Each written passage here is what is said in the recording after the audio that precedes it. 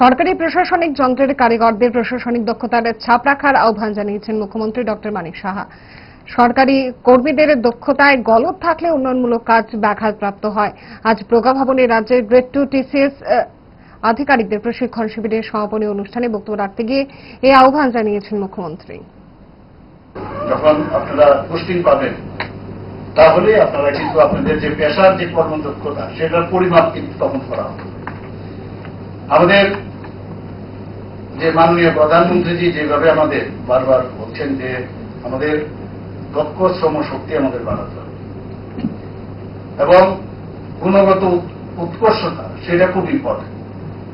এবং 2013 সালে আপনারা শুনে অবাক হবেন হয়তো যে ভারতে কর্মক্ষেত্রের এমপ্লয়েবিলিটির হার ছিল কত 33.35 এবং মাননীয় প্রধানমন্ত্রীজি দেখেছেন যে এটা তো ডেভেলপমেন্টের জন্য একটা প্রধান অন্তরায়, এটা দিয়ে হবে না, আরো বাড়াতে হবে।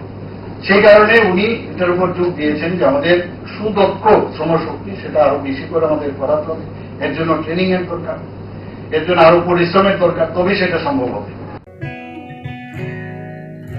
জুড়ে থাকে বাঁধন আপনার চেয়েও আপন, জুড়ে থাকে বাঁধন আপনার চেয়েও